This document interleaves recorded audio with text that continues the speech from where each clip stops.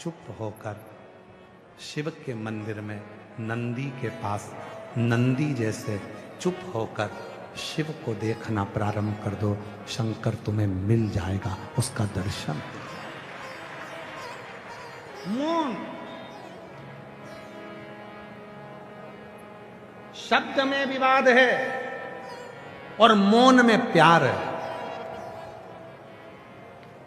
शब्द में विवाद है, झगड़ा करना होता है तो बोलना पड़ता है, प्यार करना पड़ता है तो बोलना नहीं पड़ता। प्रेम में बोला नहीं जाता, प्रेम में तो केवल देखा जाता। नंदी जैसे शिवजी को देख रहे हैं, अगर प्रेम है तो केवल उसको देखूंगी और देखने पे ही मेरा जीवन सार्थक हो जाएगा, मेरा शिव मुझे मिल जाएगा। कुछ नहीं, कुछ कुछ नहीं।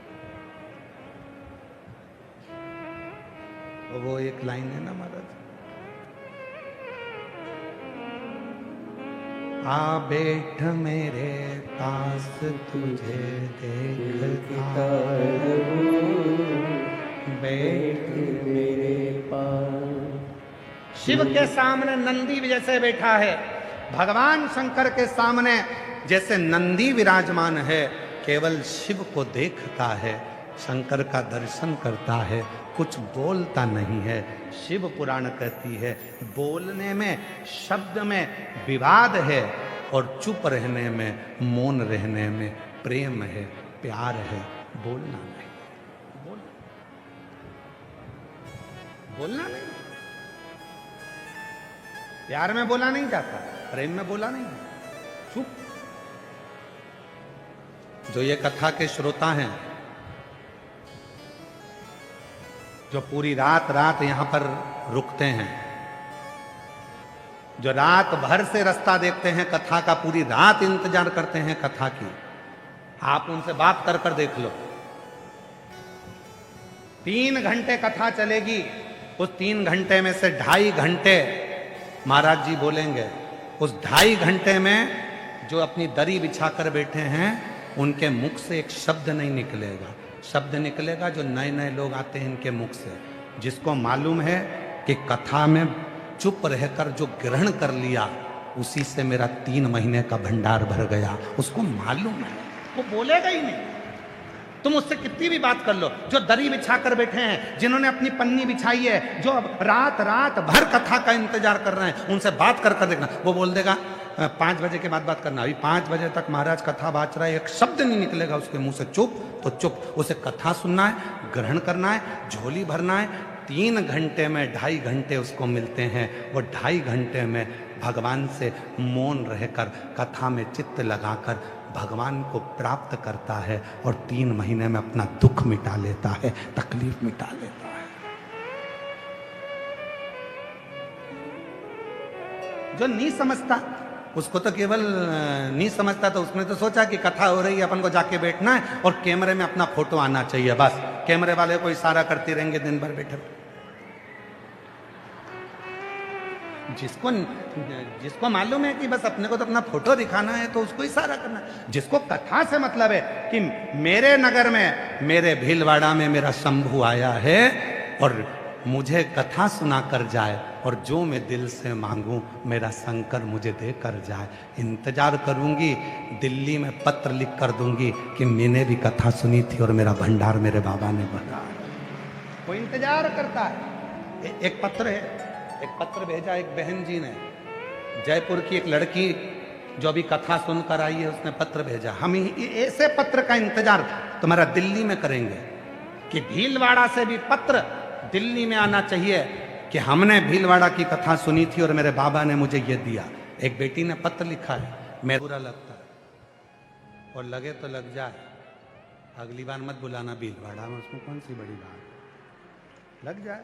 पर छोटों को साध लो, छोटे सद गए तो जिंदगी सवर जाएगी। बड़ों के साथ, बड़ों के साथ, छोटों को साथ। महाराज तीसरा सूत्र दिया है तुमरुका जी ने पर्वत मुनि को, किसी भी देवता के प्रति भेदभाव मत रखो। राम भी हमारे हैं, कृष्ण भी हमारे, सब में शिव, सब में शिव। कण कण में शिव ही समाया,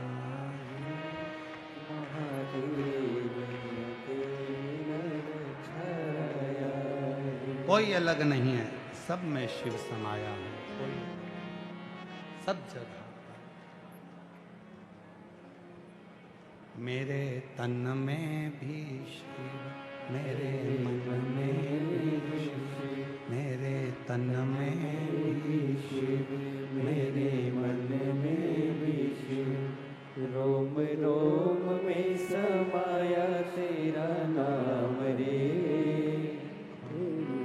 सांसों में शिव का ही नाम रे। हर एक में वही समाया। कंकर में शंकर है, जीव में शंकर है, पशु में शंकर है, पक्षी में शंकर है, मनुष्य में शंकर है, गंधर्व में शंकर है, जंतु में शंकर है। हर एक में वही समाया है। जिस दिन उसको अपनी दृष्टि से तुम देखना प्रारंभ करोगे, उस दिन तुम्हें कोई दूसरा नजर नहीं आएगा, केवल शिव ही दिखेगा, केवल शिव। शिव को पाना है तो पार्थिव पूजन करना पड़ेगी। पार्थिव पूजन का मतलब क्या? पार्थिव पूजन का मतलब क्या? पार्थिव पूजन का मतलब है जहां बैठे हो वहां की मिट्टी में, कंकर में शंकर को देखो, उसमें शिव, उसमें शंकर। मिट्टी लाए, शिवलिंग बनाया, पूजन करी, विसर्जन।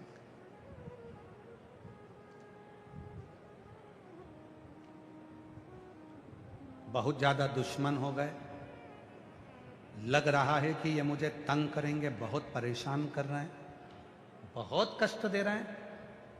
मिट्टी में पिसी हुई थोड़ी सी काली मिर्च मिलाओ, घी मिलाओ, गाय का शिवलिंग बनाओ, पूजन करो, विसर्जन कर दो।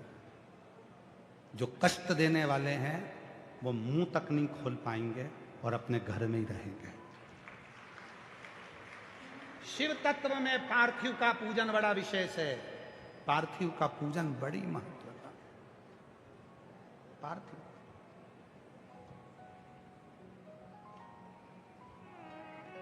और हम प्रयास करेंगे, अगली जो कथा है दिल्ली में 17 तारीख से 23 तारीख तक अप्रैल के महीने में, ये 14 को पूरी हो जाएगी परसों, वो 17 को चालू हो जाएगी। 1 बजे से 4 बजे तक दिल्ली रोहिणी में, जापानी पार्क में। हम प्रयास करेंगे पूरे 7 दिन पार्थिव बनाने की महत्वता। पार्थिव कैसा बनाना चाहिए शिवलिंग, पार्थिव बनाने में संतान के लिए पार्थिव कैसा बनाना चाहिए, रोग मुक्ति के लिए पार्थिव कैसे बनाना चाहिए, वंश वृद्धि का अलग अलग पार्थिव का निर्माण जो बताया गया है, कैसा पार्थिव कैसे बनना चाहिए, हम पूरा प्रयास करेंगे। और आस्था चैनल वालों से भी निवेदन है हमें याद दिलाना और ऐड पे भी चला देना। पार्थिव शिव महापुराण की कथा हम दिल्ली में रोहिणी में, जो पंजाब बाग में, जापानी बाग में जो कथा है 17 तारीख से, उसमें पार्थिव शिवलिंग बाचें कि पार्थिव का निर्माण कैसे करें, पूजन कैसे करें, कितना बड़ा पार्थिव होना चाहिए, बेलपत्री की कौन सी पत्ती के ऊपर पार्थिव बनाया जाए, 3 पत्र में से कौन से पत्र पर पार्थिव बनाया जाए जिससे यह कार्य सफल हो। पार्थिव और पार्थिव पूजन का फल एक पत्र है, अच्छा है।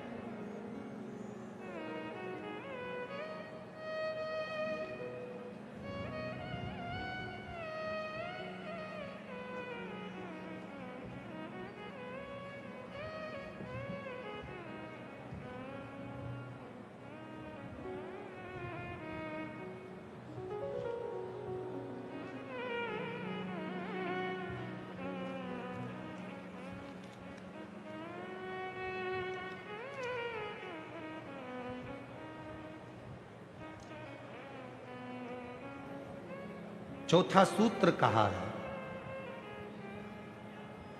पार्थिव की पूजन करो। जो करेगा उसे मिलेगा, जो करेगा। और फिर 5वां सूत्र बताया, जिसके गले में रुद्राक्ष हो, भस्म हो, शिवलिंग पर चढ़ा हुआ जल हो, आचमन हो, उसका दर्शन मात्र शिव का दीदार करा देता है, शंकर का रुद्राक्ष। और फिर निवेदन करूं इस व्यासपीठ से, भीलवाड़ा की इस पवित्र धरा पर, मेरे देव अधिदेव महादेव की इस पवित्र भूमि से, शंकर कंकर की पवित्र आनंदमय शिव महापुराण की कथा में आपसे निवेदन करना चाहता हूं, जिसके गले में रुद्राक्ष होता है, जिसके मस्तक पर भस्म लगी होती है, जिसके तन पर शंकर का चढ़ा हुआ जल प्रोक्षित होता है, आचमन करा हुआ जल हृदय उदर में पड़ा होता है, महाराज उस जीव का मात्र दर्शन कर लेने पर भी शिव का दर्शन हो जाता है, मात्र दर्शन। और पहचानो, आप लोगों से निवेदन है, गाली देना किसको दे रहे हो सोच समझ कर देना, अपशब्द कहना सोच समझ कर कहना, पहले देख लेना उसके गले में रुद्राक्ष तो नहीं पड़ा है। जिसके गले में रुद्राक्ष पड़ा है, अगर उसको तुमने गाली दी है, जिसके गले में रुद्राक्ष पड़ा है उसको तुमने यदि अपशब्द कहा है, तो फिर मरने से पहले भोगने के लिए तैयार खड़े रहना कि तुम्हें भुगतना बहुत भयंकर भुगतना पड़ेगा। रुद्राक्ष भीतर शिव तत्व की प्राप्ति करा देता है। कितना सुंदर कहा है महाराज जी, ध्यान दीजिएगा जरा।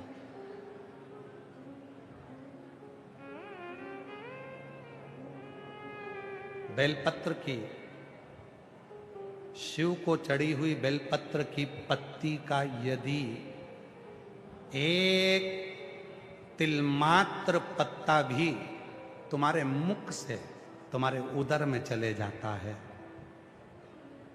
बेलपत्र का तिलमात्र एक छोटा सा बारीक से बारीक बिंदी के बराबर भी अगर बेलपत्री का एक तिलमात्र भी पत्ता शिव पर चढ़ा हुआ तुम्हारे उदर में, मुख से तुम्हारे उदर में चले जाता है, और उसकी 42 रात्रि के भीतर भी अगर तुम्हारा प्राण छूट जाता है, 42 रात्रि तक तुमने पत्र नहीं खाया, बेलपत्र नहीं खाया, एक बार खाया, 42 रात्रि तक में भीतर भी अगर तुम्हारा प्राण छूट जाता है, तो तुम्हें यम के दूत लेने नहीं आएंगे, शंकर नंदी लेकर तुम्हें लेने के लिए आए। शिवाय एक बेलपत्र के पत्र के एक बिंदु के बराबर भी उसमें सुख की अनुभूति है, सुख की अनुभूति।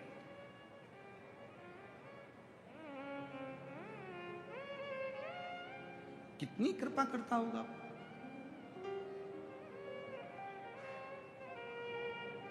कितनी दया करता होगा वो। जो जैसी भावना